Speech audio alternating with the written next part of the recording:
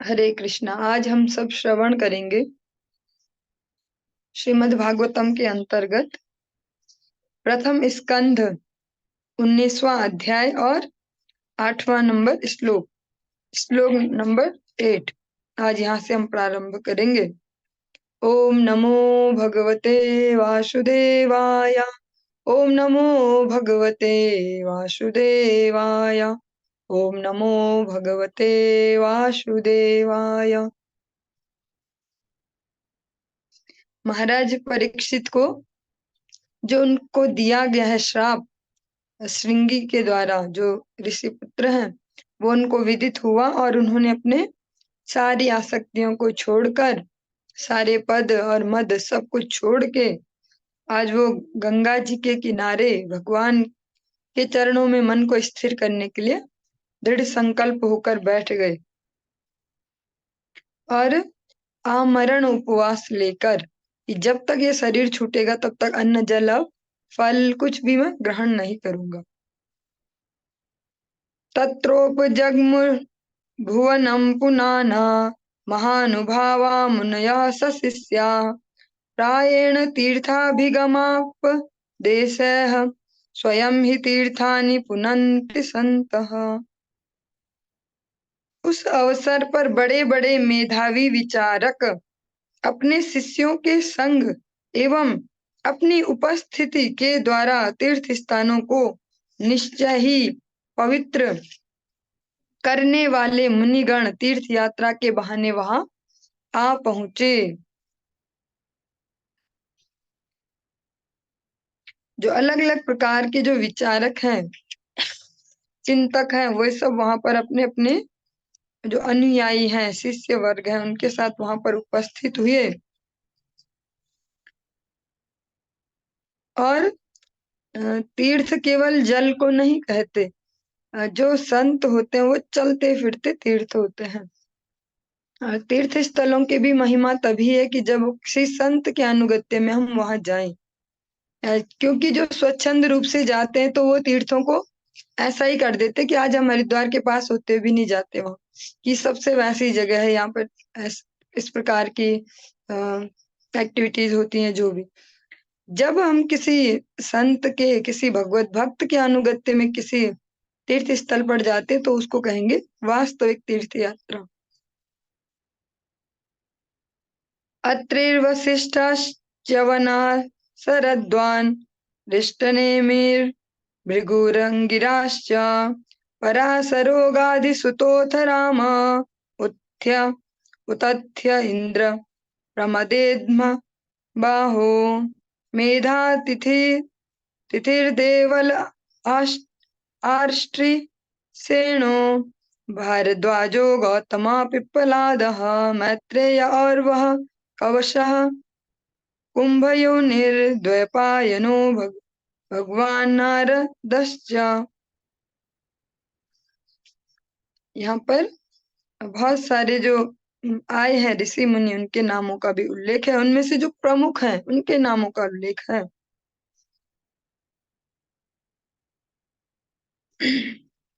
ब्रह्मांड के विभिन्न भागों से बड़े बड़े मुनि वहां आए, यथा अत्रि, च्यवन, शरद्वान, अरिष्ट नेमि, भृगु, वशिष्ठ, पराशर, विश्वामित्र, अंगिरा, परशुराम, उतथ्य, इंद्र प्रमद, इध्मवाहु, मेधातिथि, देवल, आर्ष्टिसेन, भारद्वाज, गौतम, पिप्पलाद, मैत्रेय, औरव, कवश, कुंभ योनि, द्वैपायन तथा जो है महापुरुष श्री नारद जी, ये सारे यहाँ पर उपस्थित हुए।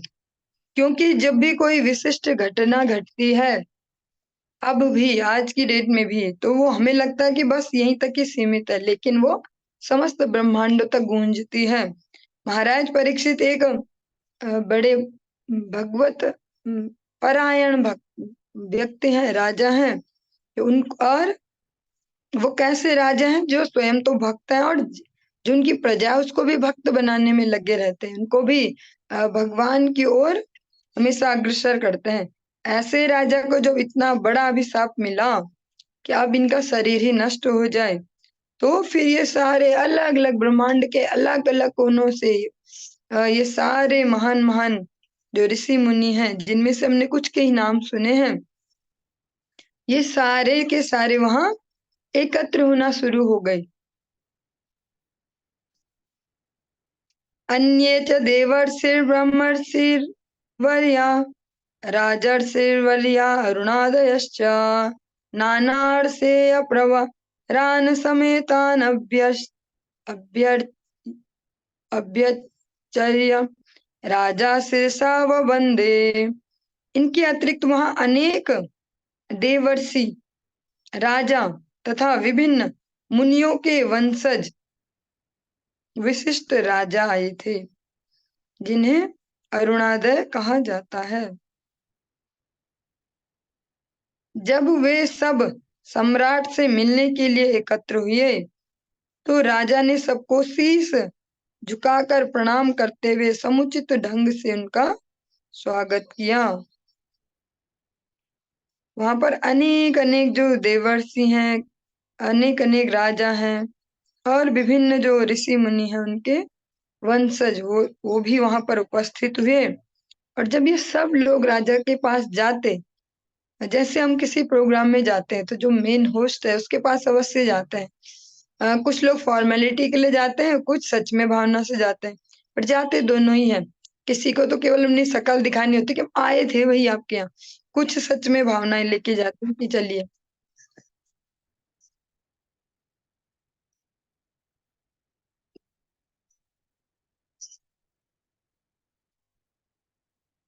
कुछ लोग सच में उनके लिए शुभकामना के तौर पे वहां पर जाते हैं। तो इस प्रकार जो जो भी महाराज परीक्षित के पास गए, महाराज परीक्षित ने सबको शीश झुकाकर, सबको नमन कर उन सबका स्वागत किया। सुखोपविष्टे स्वथ तेषु भूया कृत प्रणामः स्वचि कीर्षितं यत् विज्ञापयामास विविक्त चेता उपस्थितो अग्रे अभिगृहीत पाणिः। जब सारे ऋषियों तथा अन्य लोगों ने सुखपूर्वक आसन ग्रहण कर लिया, तो उनके समक्ष हाथ जोड़कर खड़े हुए राजा ने आमरण व्रत करने का अपना संकल्प बताया। जब सबको आराम से, सबको प्रणाम करके, सबको ठीक से आसन प्रदान कर दिया कि आप लोग आराम से बैठिए, तो फिर उन्होंने हाथ जोड़कर खड़े हुए और सबको बताया अपने संकल्प के बारे में।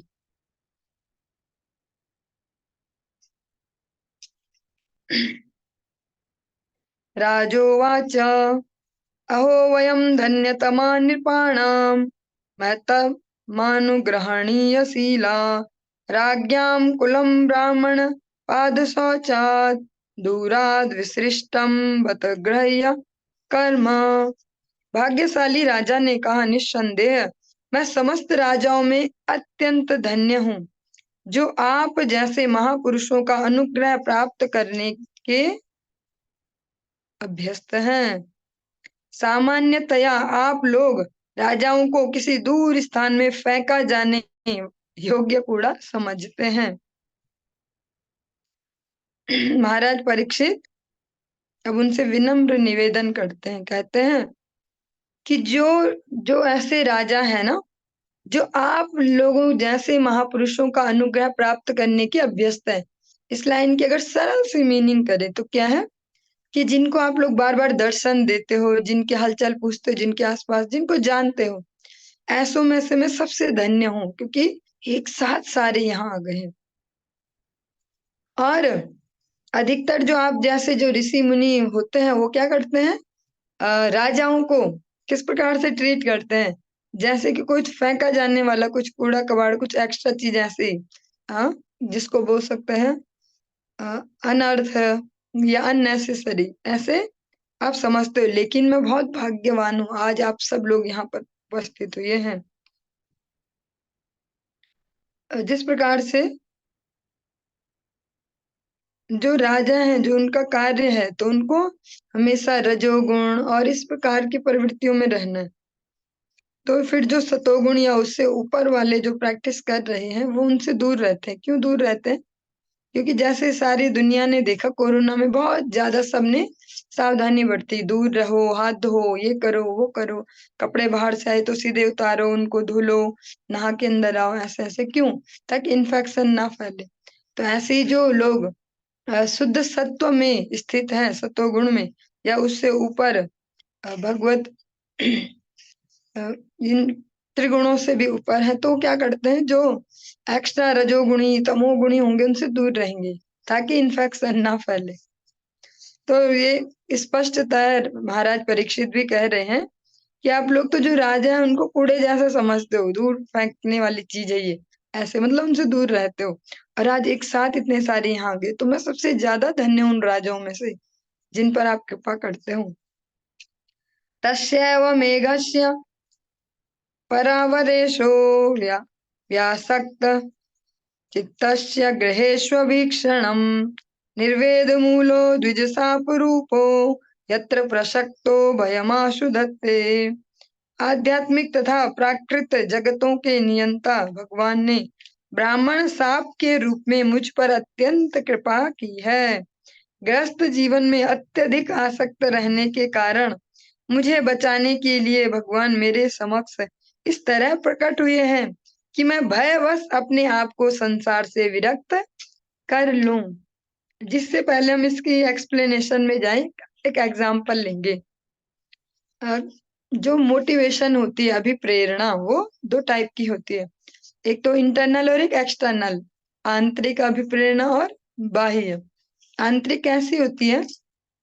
जो खुद से ही जागरूक होता है।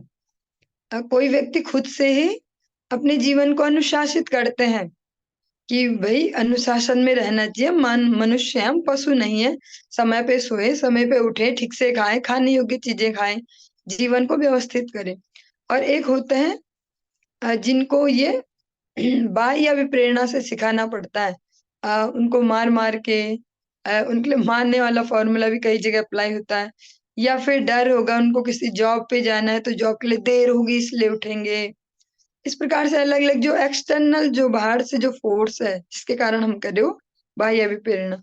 जैसे स्टूडेंट्स के मामले में देखिए, कुछ स्वतांत्रिक रूप से अभिप्रेरित रहते हैं, खुद से ही फोकस्ड होते हैं अपनी स्टडी को लेके। और कुछ होते हैं जिनको बोला जाएगा अगर याद करके नहीं आए तो फिर पिटाई होगी, तो वो उस के भय से करेंगे, वो बाह्य अभिप्रेरणा। तो यहाँ पर महाराज परीक्षित कहते हैं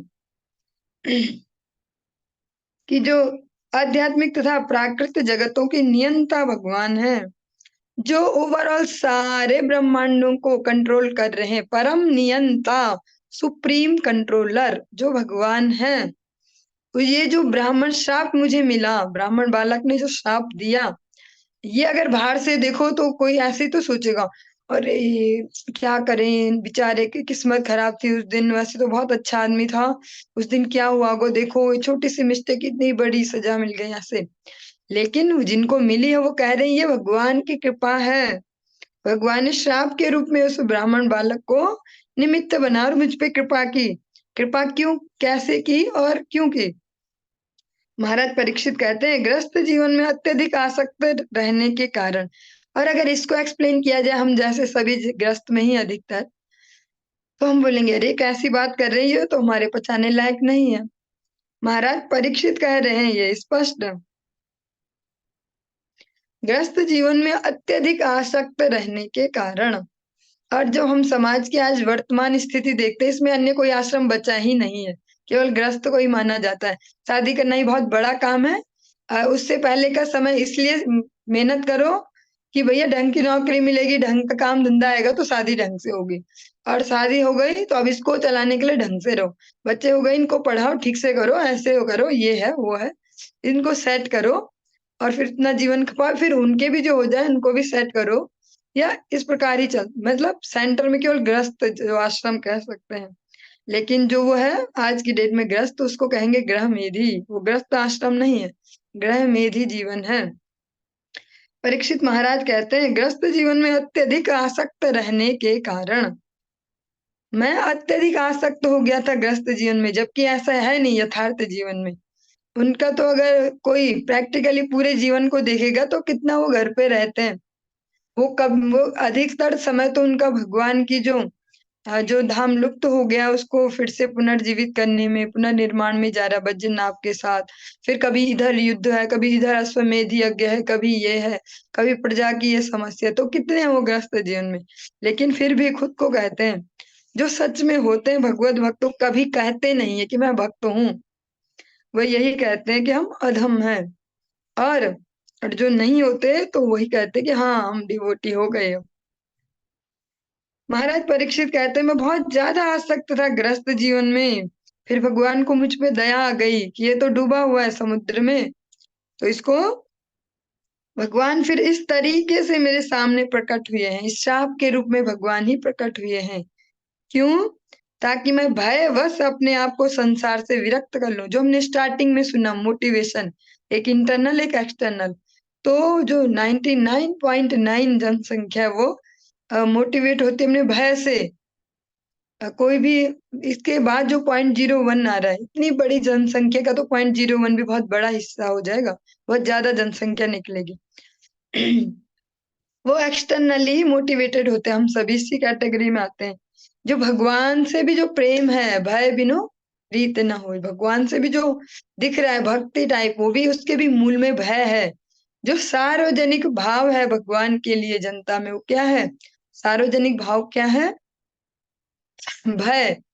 सब भय से कर रहे हैं, जो भी धार्मिकता का पालन कर रहे हैं, नियमों का पालन जितना कुछ कर भी पा रहे हैं, क्योंकि डर है पाप चढ़ जाएगा, पाप लगेगा, ऐसा हो जाएगा तो ऐसा हो जाएगा, अच्छा इस देवी देवता का ये नहीं करेंगे तो दोष लगेगा। ऐसे अलग अलग कम्युनिटी जो है, अलग अलग जो व्यवस्थाएं, समाज के अलग अलग वर्ग हैं, वहां अलग अलग प्रकार से भय दिखाया जाता है। कहीं कहेंगे इस प्रकार, अच्छा ऐसे नहीं करेंगे तो ये हो जाएगा, वो नुकसान हो जाएगा। तो सेंटर में भय है, भय से ही हमारी जो भक्ति दिख रही है वो भय का ही बेस है, उसका उसका जो बेस है वो भय है। तो परीक्षित महाराज भी कह रहे हैं कि भगवान ने ऐसी परिस्थिति उत्पन्न की दया करके, ताकि मैं भयभीत होके फिर भागूं घर छोड़ के, मैं विरक्ति लूं, फिर मैं वानप्रस्थ की ओर बढ़ूं आगे।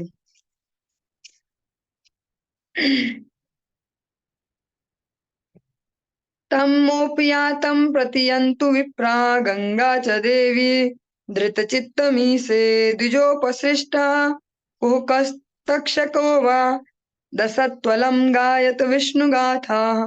हे ब्राह्मणों, आप मुझे पूर्ण रूप से शरणागत के रूप में स्वीकार करें, और भगवान की प्रतिनिधि स्वरूपा माँ गंगा भी मुझे इसी रूप में स्वीकार करें, क्योंकि मैं पहले से ही अपने हृदय में भगवान के चरण कमलों को धारण किए हुए हूँ।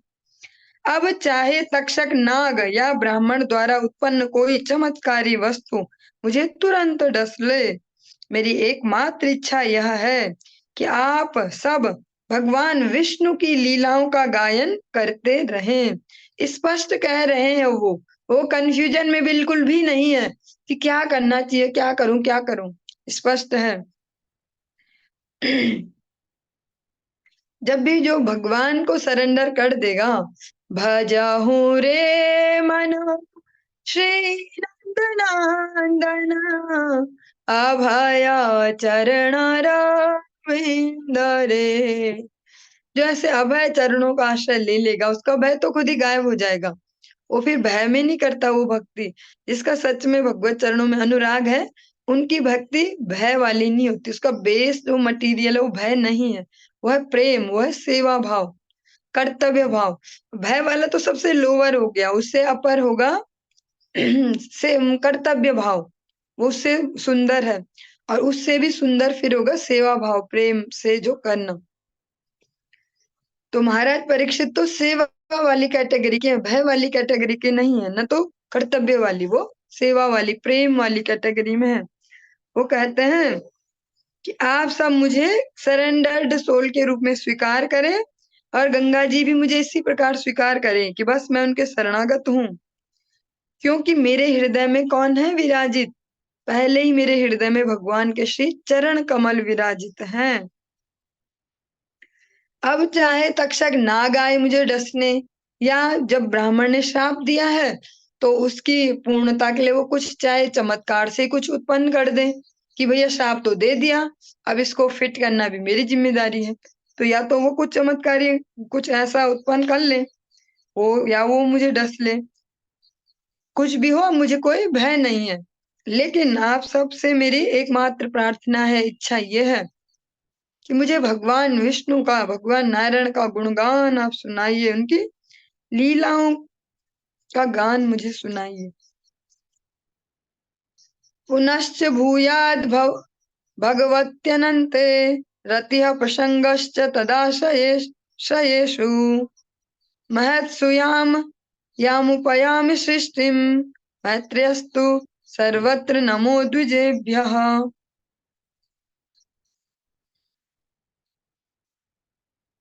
मैं आप समस्त ब्राह्मणों को पुनः नमस्कार करके यही प्रार्थना करता हूँ कि यदि मैं इस भौतिक जगत में फिर से जन्म लूं तो अनंत भगवान कृष्ण के प्रति मेरी पूर्ण आसक्ति हो, उनके भक्तों की संगति प्राप्त हो और समस्त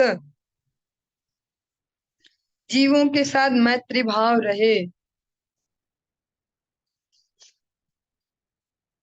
भक्ति विनोद ठाकुर जी जो इस युग के प्रैक्टिकल भक्त हैं, जो जैसे महाराज परीक्षित एक राजर्षि है, इसी प्रकार से भक्ति विनोद ठाकुर जी भी हैं। उन्होंने सारी जिम्मेदारियां की, अपने राजकाज के सारे कार्य किए और भक्ति ग्रंथों का प्रकाशन करना, हरि कथा करना, जीवों को हरि नाम में लगाना, भगवान नाम जप करना, सब कुछ प्रॉपर किया है। ऐसे भक्ति विनोद ठाकुर जी भी इसी प्रकार का भाव कहते हैं। जन्माओ भी मोए इच्छा यदि तोर भक्ता गृहे जानी जन्म हऊ मोर। अगर दोबारा मुझे जन्म मिले, आप मुझे जन्म देना चाहें, आपकी इच्छा हो ऐसी फिर से जगत में भेजने की, तो भक्तों के घर में देना, भक्तों की सन्निधि देना, भक्तों की संगति देना। इसी प्रकार से महाराज परीक्षित भी कहते हैं।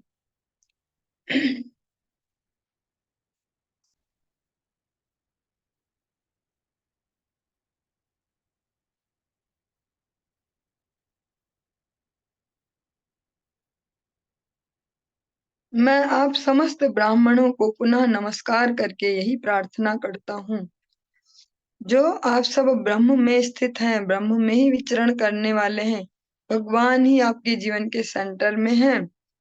आप सब से मैं ये प्रार्थना करता हूँ। क्यों प्रार्थना करता हूँ? क्योंकि आप सब भगवान के हृदय हैं, भगवान के प्राण हैं। आपकी प्रार्थना वो जल्दी सुनते हैं। वैष्णवेर आवेदने कृष्ण दयामय एहन पामार प्रति हबेन सदय। इसलिए मैं आप सभी के चरणों में ये प्रार्थना करता हूँ, अगर दोबारा इस भौतिक जगत में मुझे आना पड़े तो भगवान के चरण कमलों में मेरी अनुरक्ति हो, विशेष आसक्ति हो और भक्तों की संगति प्राप्त हो और जो जीव मात्र है उनसे मैत्री भाव रहे। जो ये आप ये सारे भाव सुन रहे परीक्षित महाराज के, जब हम देखते हैं अपने जो गुरु वर्ग हैं जिन्होंने इतने सुंदर सुंदर गौड़ीय कीर्तन हम सबके लिए दिए हैं, उनमें कितनी सरलता से यही भावों को दिया गया है।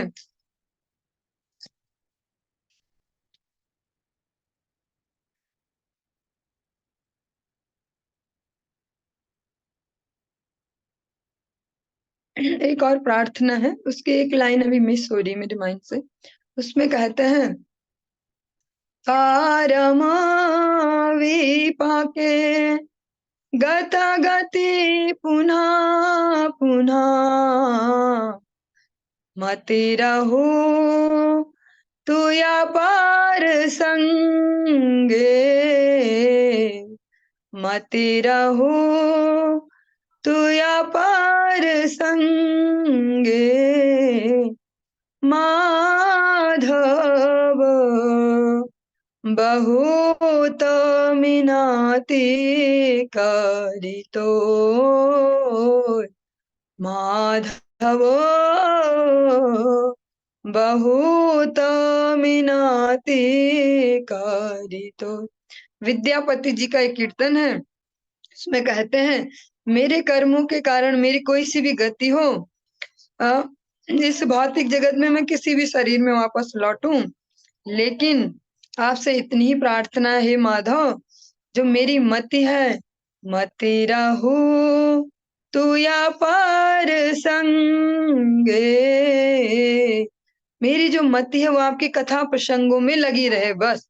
कुत्ता बनूं, बिल्ली बनूं, जो भी मेरी गति हो मेरे कर्मों के कारण, गता गति पुनः पुनः, मति रहू तू या पर संगे, जो मेरी मति है वो आपके कथा प्रसंगों में स्थिर हो जाए। इसी प्रकार से परीक्षित महाराज कहते हैं, भगवान कृष्ण के प्रति मेरी पूर्ण आसक्ति हो, भक्तों की संगति प्राप्त हो, और समस्त जीवों के प्रति मैत्री भाव रहे, जीवे दया कृष्ण नाम। जब हम देखते हैं ओवरऑल समस्त भक्तों के विचार एक जैसे ही होते हैं, वो कहने के या उनको डिलीवर करने के तरीके अपने अपने हैं, लेकिन जो उनका सारार्थ जो होता है, सारांश कंक्लूजन, वो सेम होता है। इति स्मराजाद्य वशाय युक्तः प्राचीन मूलेषु कुशेषु धीरः उदंग मुखो दक्षिण कूल आस्ते समुद्र पत्न्याः स्वसुतन्यस्तभारः। पूर्ण आत्म संयम से महाराज परीक्षित पूर्वाभिमुख जड़ों वाले कुशों के बने हुए गंगा के दक्षिणी तट पर रखे आसन पर बैठ गए और उन्होंने अपना मुख उत्तर की ओर कर लिया। इसके पूर्व उन्होंने अपने साम्राज्य का सारा भार अपने पुत्र को सौंप दिया था।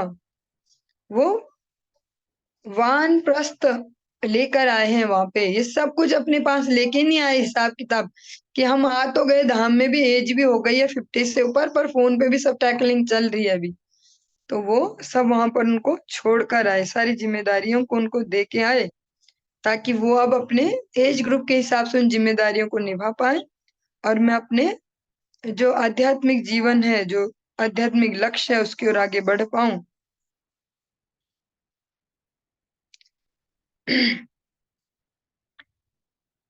एवं च तस्मिन् नरदेव देवे प्रायोपविष्टे दिवि देव संगा प्रशस्य भूमो व्यकिरन प्रसूनेर मुदा मुहुर्दुन्दुभ्यश्च नेदुहा।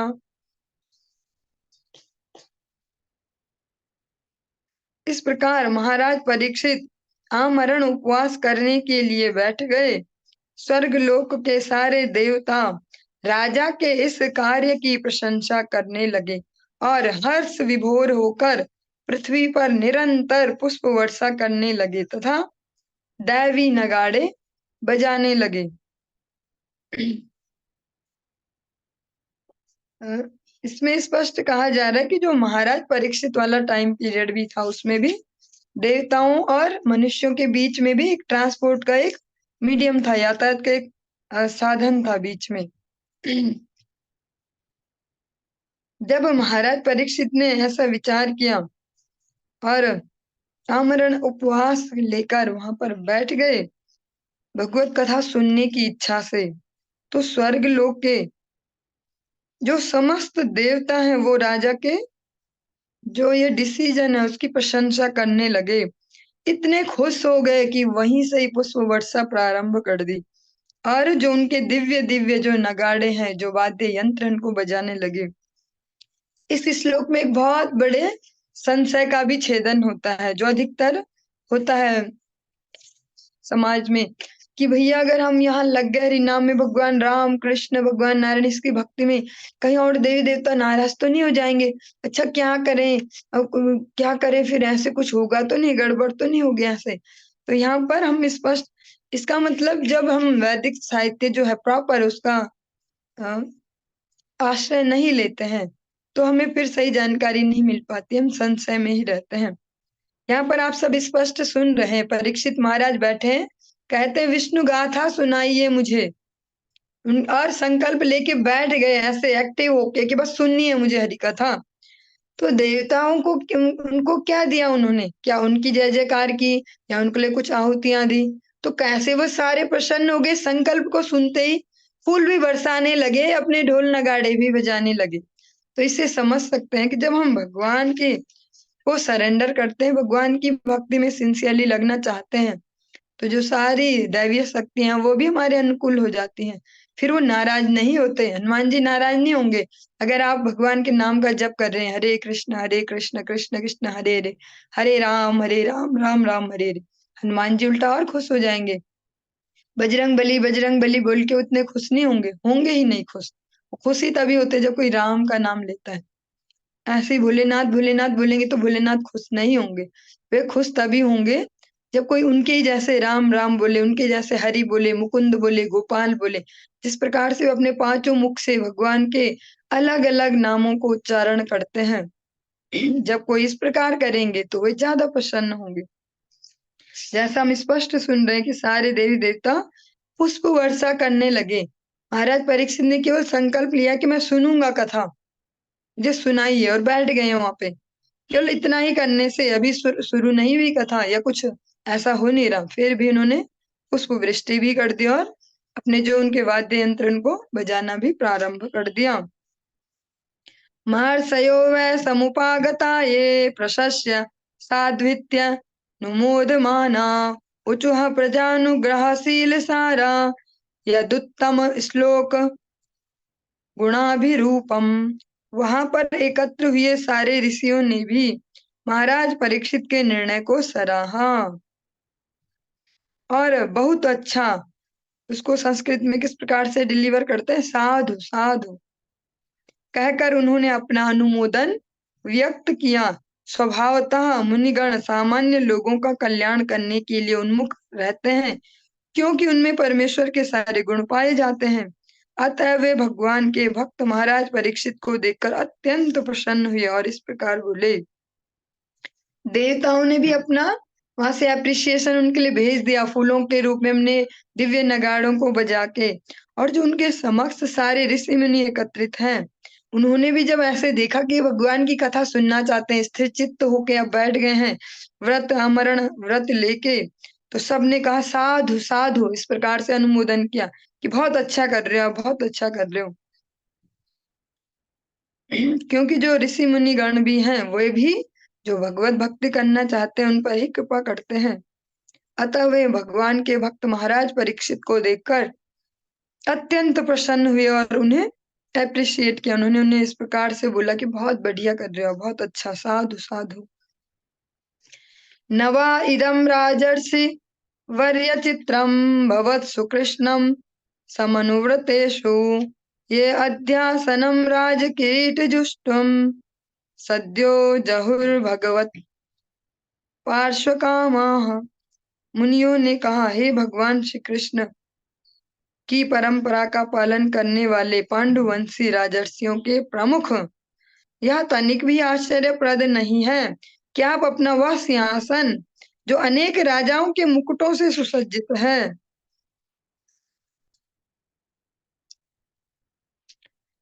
भगवान का नित्य सानिध्य प्राप्त करने के लिए त्याग रहे हैं।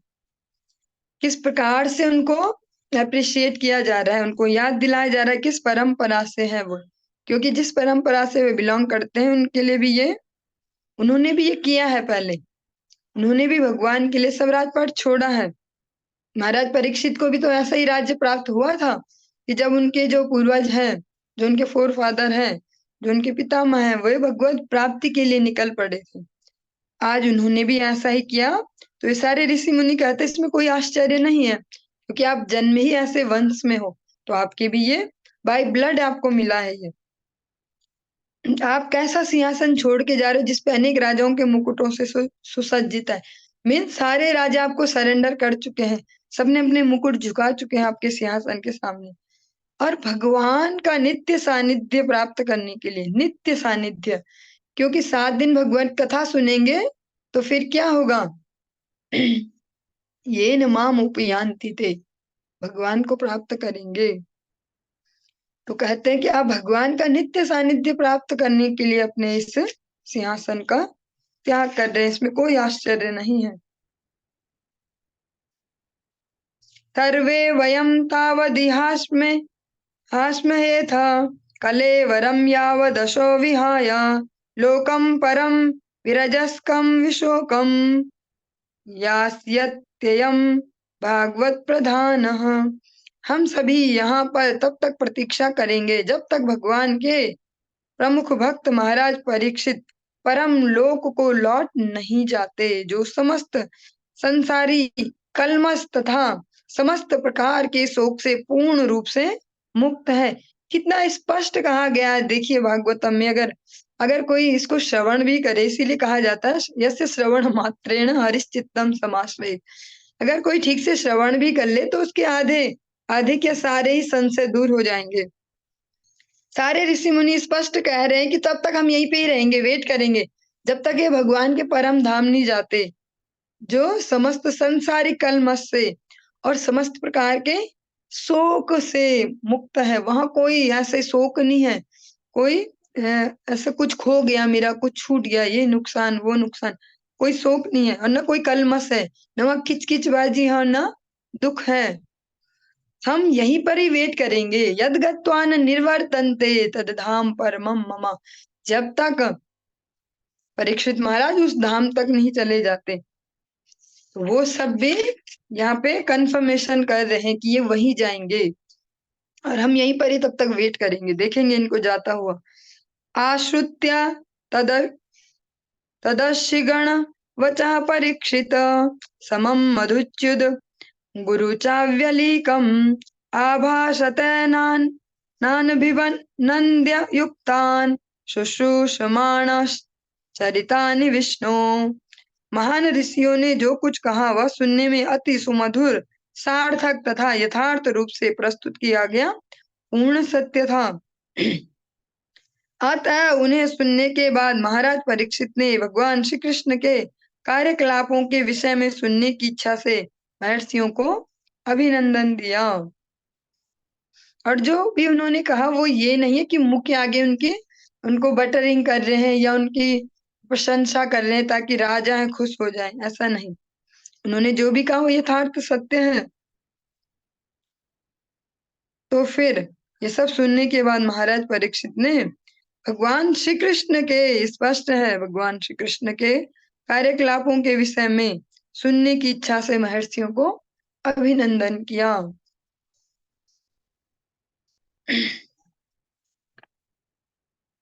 आज की इस चर्चा को हम यहीं पर ही विराम देंगे, आगे कल कंटिन्यू करेंगे। हरि बोल।